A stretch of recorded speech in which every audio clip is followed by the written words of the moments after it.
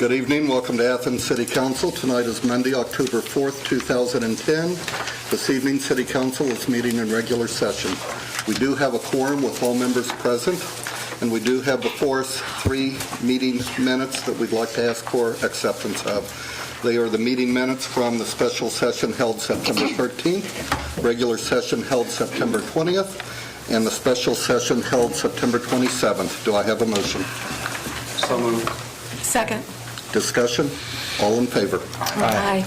All opposed? The minutes have been accepted. Under communications, I have 2 things. One is to remind everyone that Monday, October the 11th is when we will be celebrating Columbus Day, and City Council's meeting will be the next day on if we have any committee meetings, they probably won't be held Tuesday, October 12th, contrary to the memo I was just given. But City Hall will be closed on Columbus Day. I also have before me a D5 permit for, I hope I'm pronouncing this correctly, Hostens LLC, doing business as Leghorns of Athens, and this is where the old Bennigan's is. They are requesting a D5 permit, a restaurant-type liquor permit. This will be in the clerk's office, and if anybody is wanting to object, Mayor? Is that a straight D5 or D5X or I? Or? D5I. Okay, just wondered. Can you enlighten us on? I think that's the non-quota, one of the D5 non-quotas because of the size of the restaurant. I think Ruby Tuesdays would be the other example of that. It doesn't fall in our quota system, which is for every 2,000 people, you get 1 D5.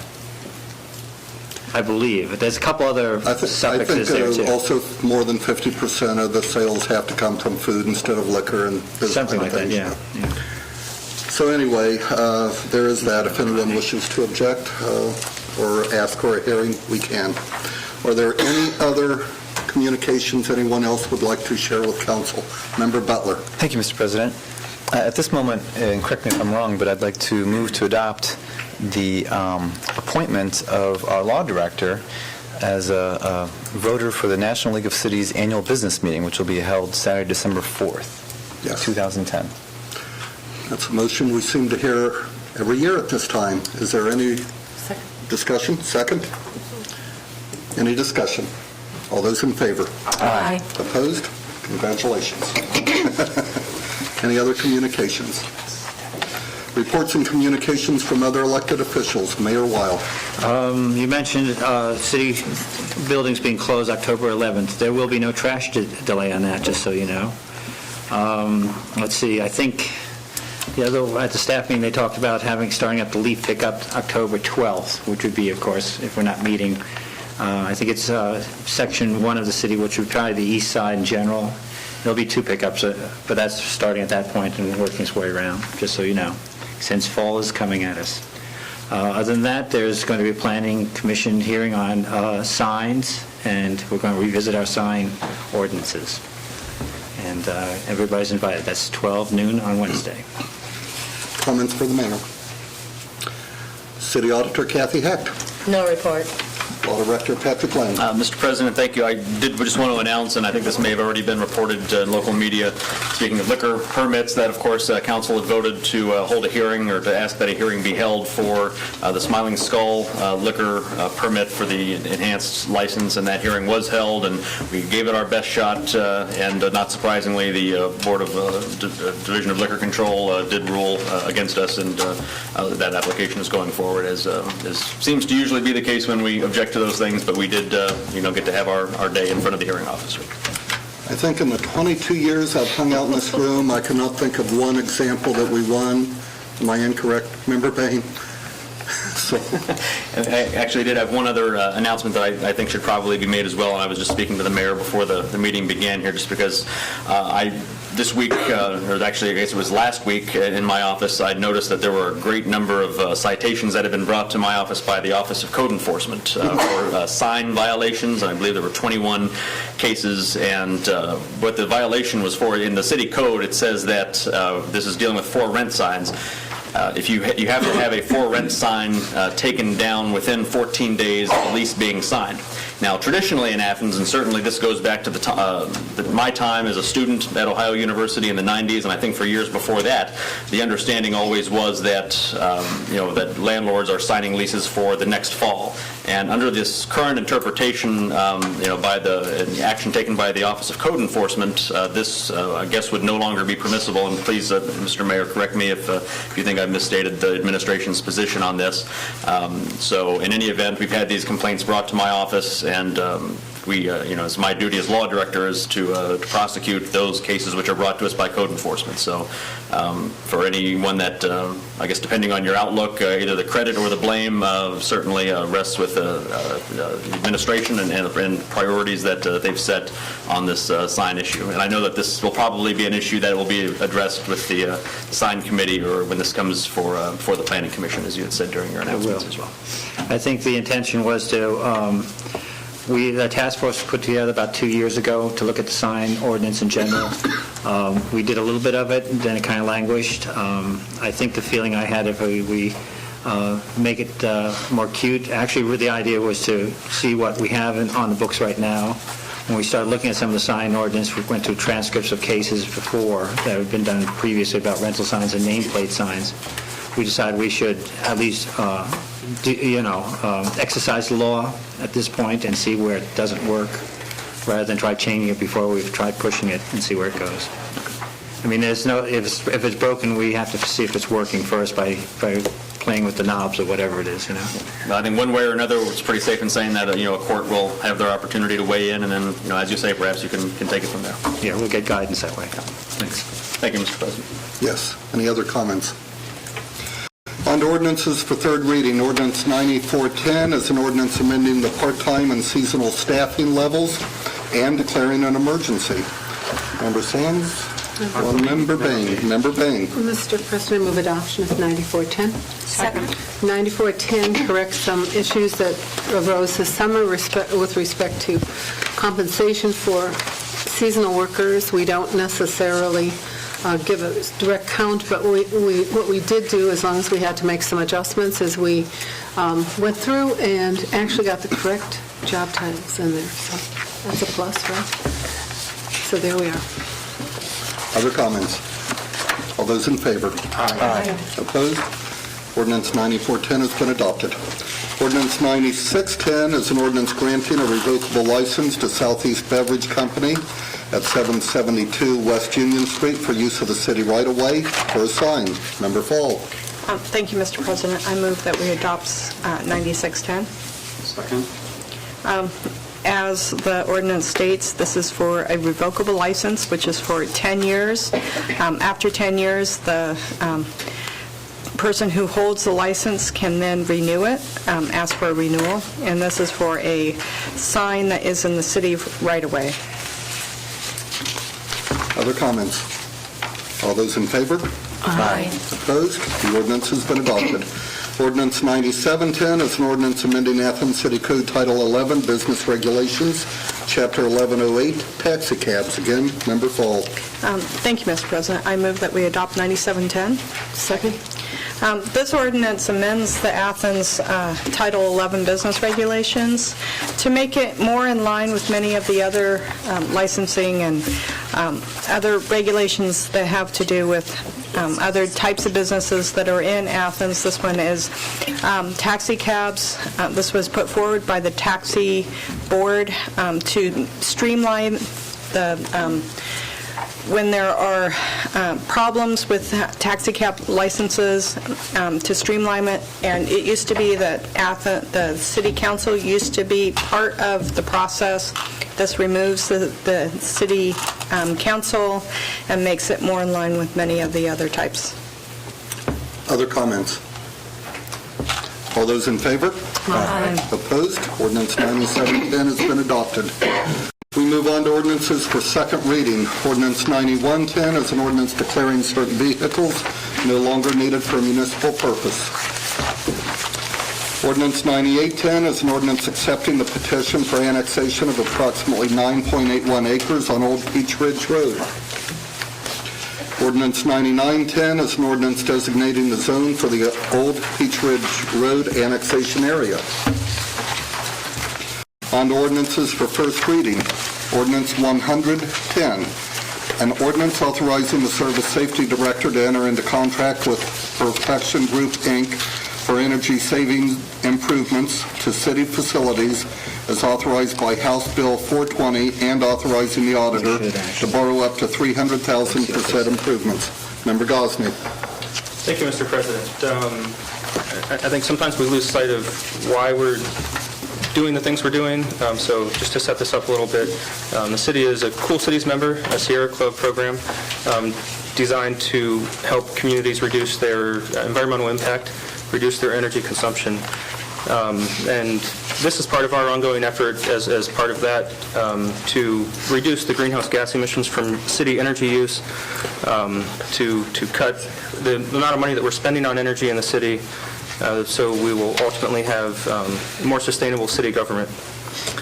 This is a very large, part of a very large proposal that I've shown before, very cumbersome to read through, I can tell you.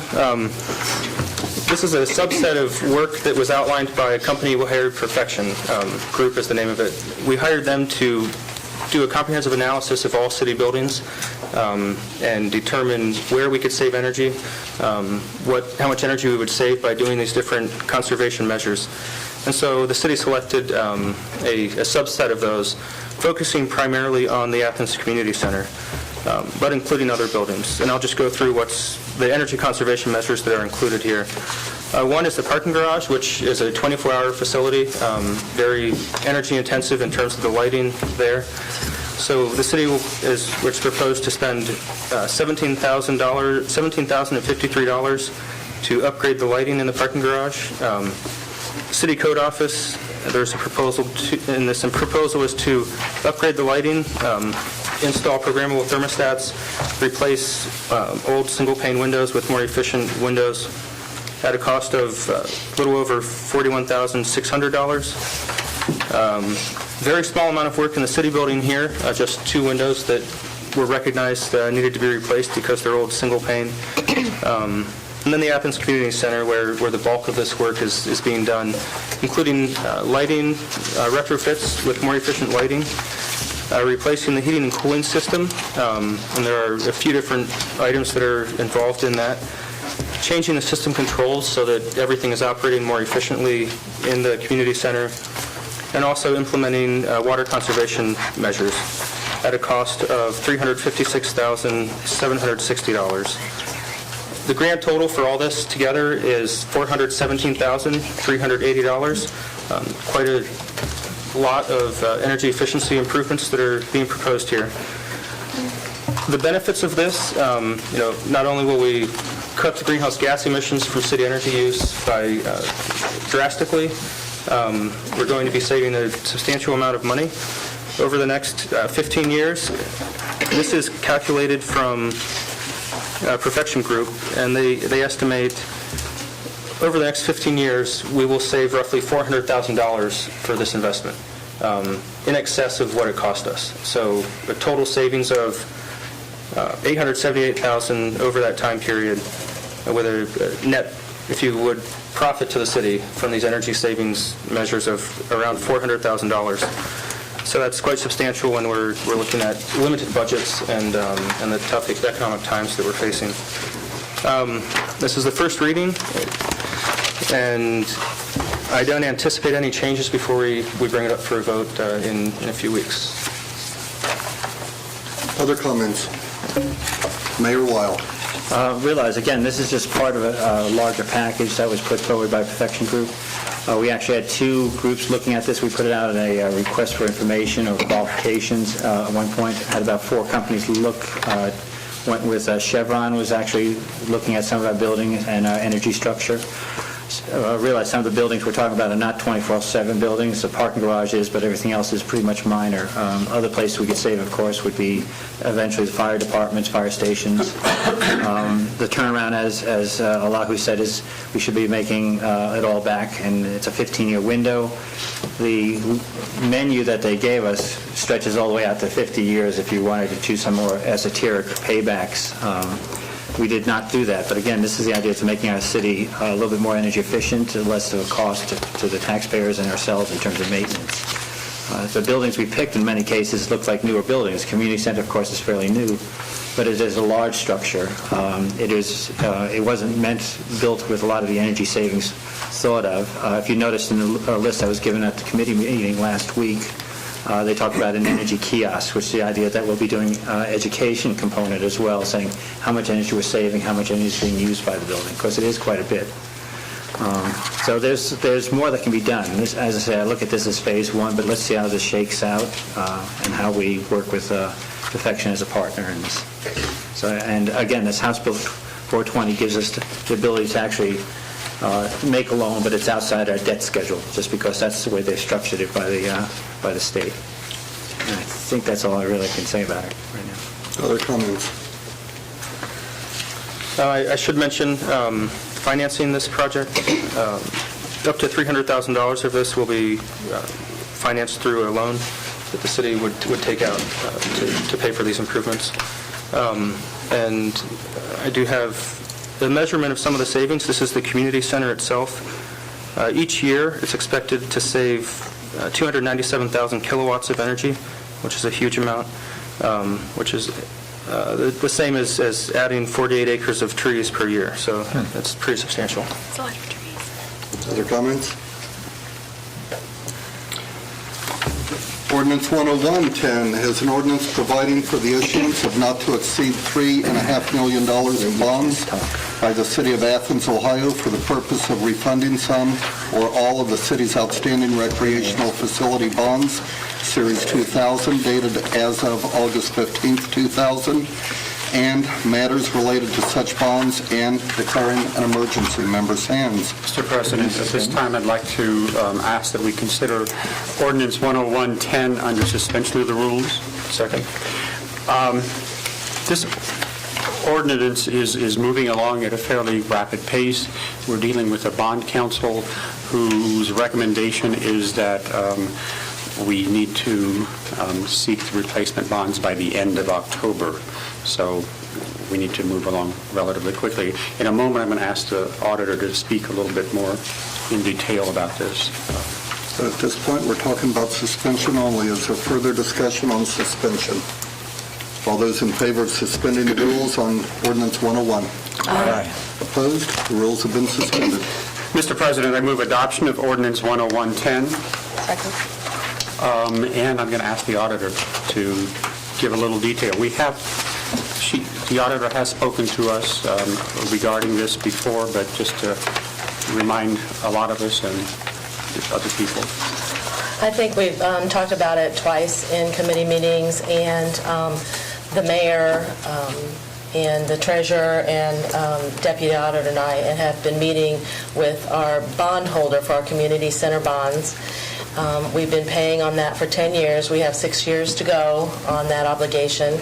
And once you have paid for that long, then you're eligible to refinance, although there were a lot of hoops we have to go through to get our rating analysts to give us a higher rating so that we are allowed to go out to bid and get cheaper interest rate. What we're looking at is to go from an almost 5% interest rate down to about a 2.5% interest rate, which would save us about $300,000 in the next 6 years. That's about $50,000 a year. And I just don't think we should miss an opportunity to save money for the city. As I said, there are a lot of hoops we have to go through. We're preparing a booklet, working with our bondholder and meeting pretty regularly. It'll be very interesting. I think everybody will enjoy seeing that, but we are also going to have some kind of conference meeting with them. And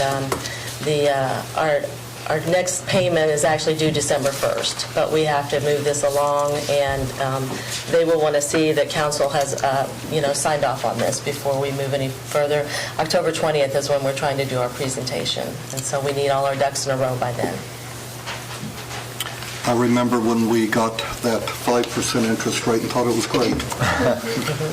Other comments? I have a question. Member Bain. How much will it cost to do this changeover, if you redo your house? I think it's around $70,000, which is being built into our savings. So when we're all done, we're collecting the tax dollars at a certain rate, and we're saving $300,000. What will happen as we approach the end of this? Well, we'll probably have extra money in our debt So will we fund. stop the tax, or what will we do? I suppose that would be up to council, if they want to stop it early. Right now, we have a bit of a surplus, and we've talked about this in the Finance Committee meetings with the mayor. In that debt fund, the money that is raised, that levy that everyone in the city pays for, is put into a certain fund, and that money has only been used to pay the payment and interest on those notes. The other thing too, well, this is just an aside, but these are bonds, and we don't have the option of just paying extra money when we have it. It's a set schedule that we have to abide by, so this is an opportunity for us to reduce that schedule. What I'd like to do, and we have talked about, is use the extra money in there to pay down on the notes so that we're not refinancing as much. We'll have about $1 million that we can put towards that. Whether we'll use it all or not, I'm not sure. We'll get maybe some advice from our bondholder. But then we won't even be refinancing as much as we would be if we're locked into the schedule that we're on now. I did talk to our bond counsel, Dennis Schwally in Columbus, and he said that if we have money left over at the end, then we can roll that money over into the operating fund. But I think it's unclear whether we can use that money for operating at this point, and I would say it really should go towards the debt and then the leftovers. But yes, that would be something council could look at a couple years down the line and see if they want to stop that levy. Mayor Weil. Realize, of course, that if we have any excess money left over, at the end of this bond, 16 years, we'll have a 16-year-old building, even though we're doing energy improvements on it. If you take a walk around it, it needs paint. Not $300,000 worth of paint by any means, but there are other issues that have to be dealt with eventually. You look at down the road and say in operating would be one place to put it, as reserve capital. When you think about it, that is in the floodplain. You look at the skate park, eventually that will need repairs, and this bond was basically put forward for that whole recreation or community campus, so to speak, covering everything from, it was written into that, right? We don't call it campus then, we called it the area around it, basically. But that would also cover anything as near and dear to your heart as demolition of the maintenance building to, which I will not promise, but to other needs. If you take a look at it right now, it does need it's got some worn frayed edges around it. I was just walking around it yesterday. Are we using money from that bond for the swimming pool? No, I don't think we so. are. No. I hope not. That was never my understanding of how it should have been used. We will have to do something with the swimming pool eventually, Yeah, I understand. Another issue, as is what we're just talking about now, is another issue beyond the bond, renewal of the bond. It's just the discrepancy between the taxes we collect and Exactly. the other. You're exactly right, because we have a surplus already, so I would expect that to hopefully continue if we keep our tax Some people revenue at the yeah. same level, but... Big if. yeah. But some people have said that there was a mistake in the way it was back then. Okay. Not happy. I don't know, that was before I became auditor, but also... Well, I think it was I don't know how accurately you can project that anyway. We've been pretty lucky in that our revenue has increased in our tax revenue, so... Other comments? What are we up to, adoption? Yes, sir. All those in favor of adoption of ordinance 10110? Aye. Opposed? The ordinance has been adopted. Ordinance 10210 is an ordinance amending Ordinance 11409, authorizing design and construction of a school travel plan, which is Project 235, and declaring an emergency. Member Nisley. Thank you, Mr. President. I ask that we consider this ordinance 10210 under suspension. Second. Okay.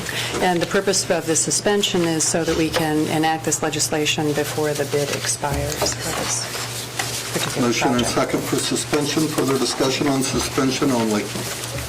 All those in favor of suspending the rules on ordinance 102? Aye. Those opposed? The rules have been suspended. Okay. Mr. President, I move adoption of 10210. Second. Okay. This particular project has, as is indicated in the ordinance, has an authorization earlier in the year, and it was ordinance 11409. It was actually last year. And this is part of our Safe Routes to School project. And what's happened is that we need to authorize an additional $32,356 for the project. And it would encompass three particular items. One is additional sidewalk base in the Verona-Raritan area, then also to do some work for drainage in the Morris and Wallace area, and then this is also to help us complete the pavement markings at all of the schools. So that's all part of this larger Safe Routes to School project. Further discussion. Member Bain.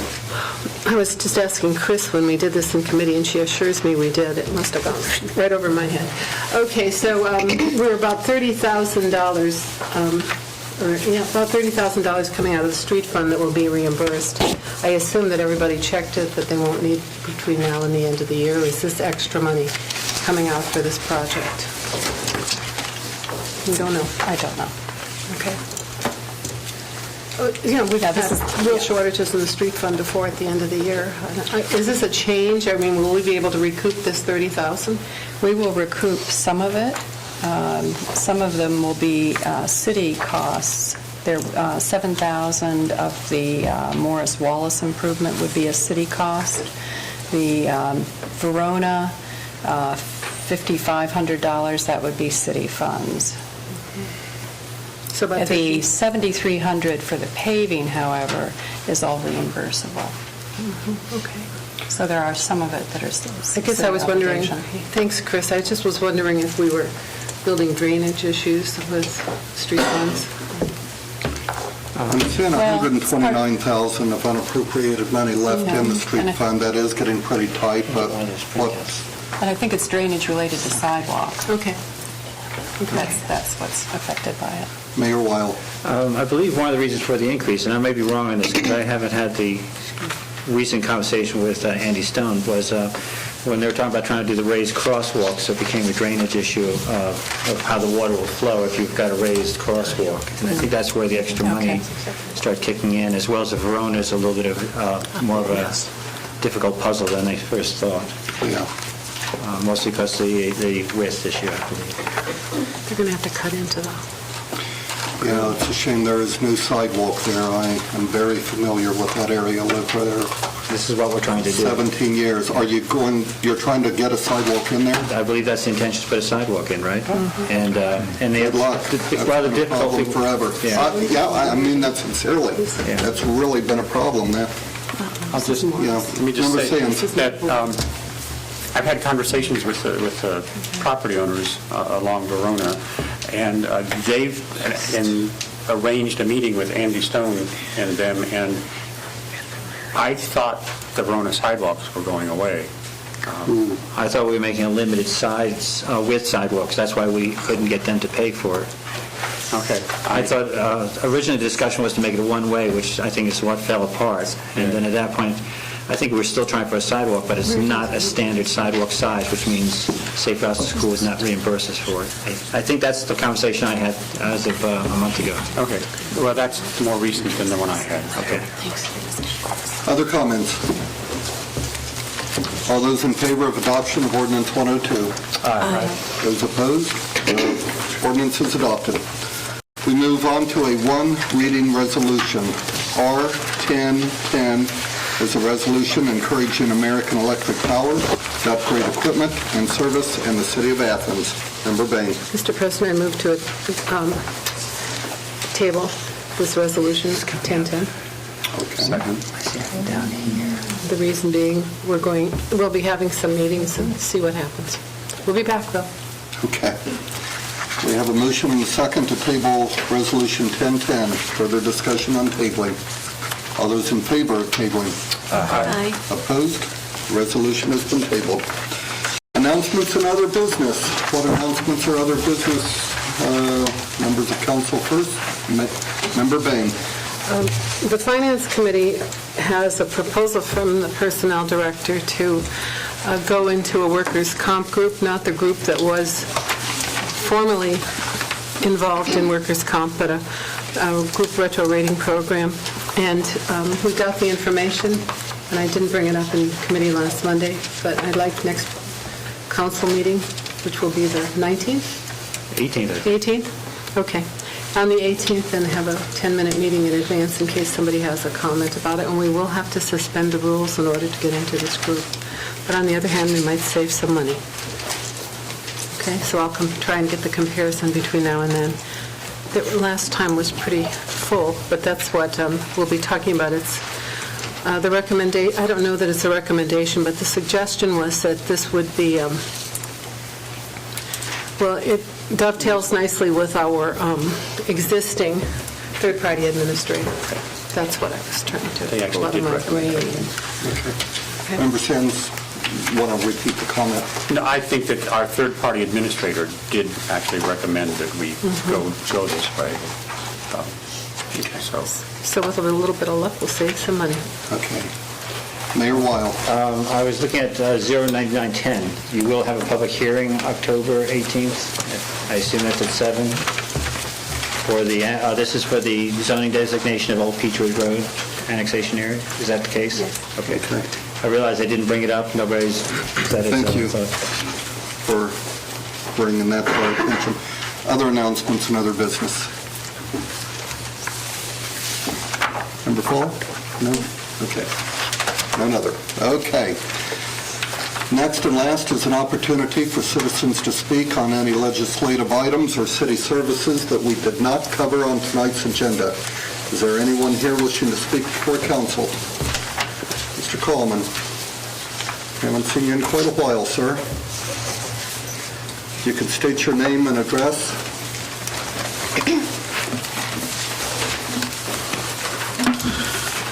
Good evening. My name is Elliot Kalman. I live on Della Drive here in Athens, Ohio.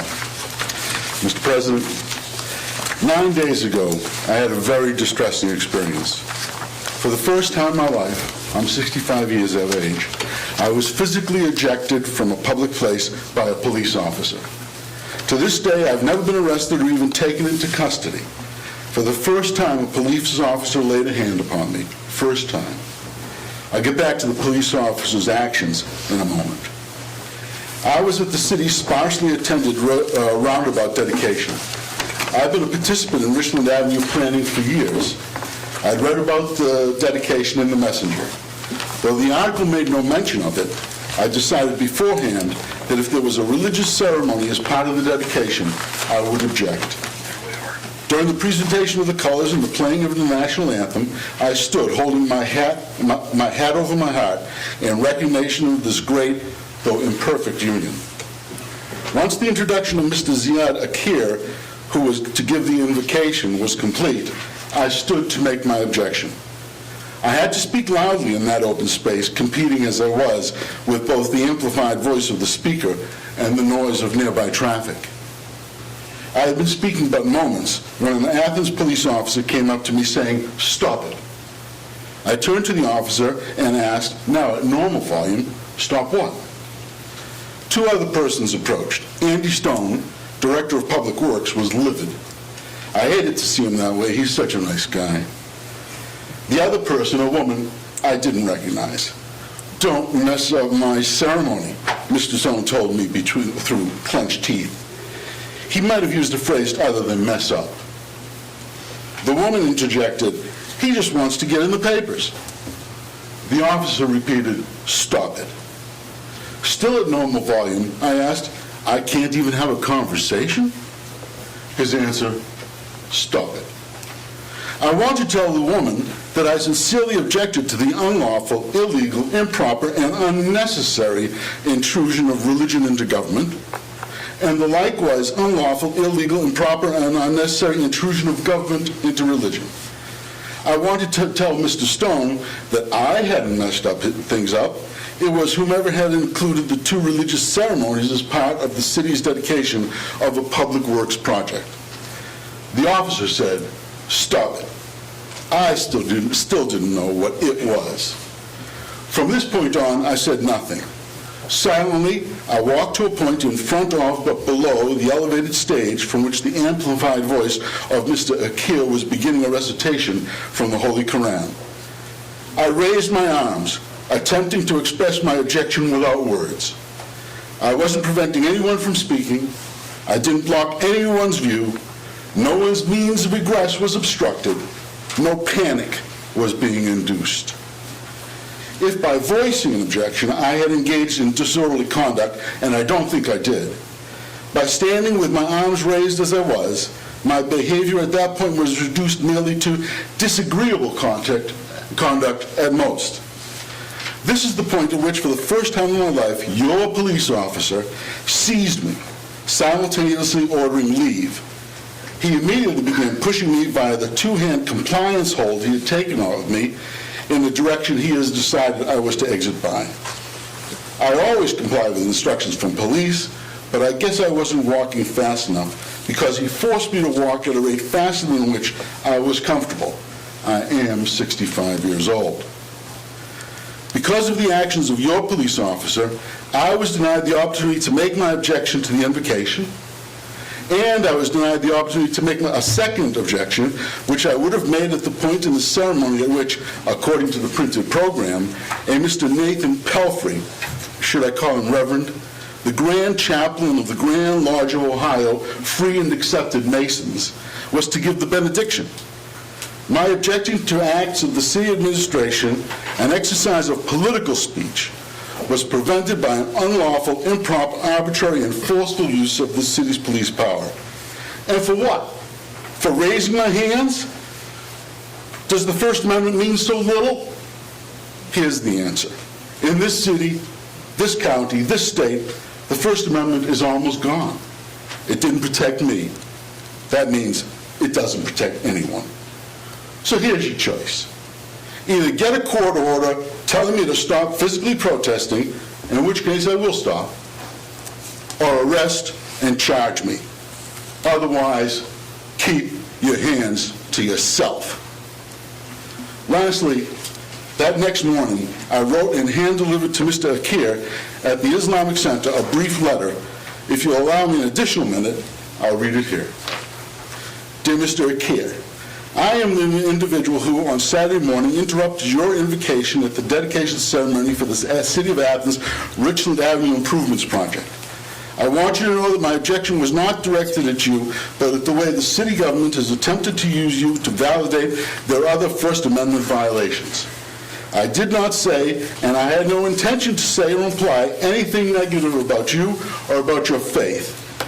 My objection would have been exactly the same had your place in the program been taken by any other religious leader, priest, rabbi, etc. Further, had I not been ejected from the ceremony by the city's police, I would have later made a similar objection to the benediction, which, according to the dedications program, was to be offered by a chaplain, Nathan Pelfrey. Lastly, let me encourage you to resist the temptations which might be presented by any similar future government invitations to participate in such divisive and improper mingling of church and state. I thank you.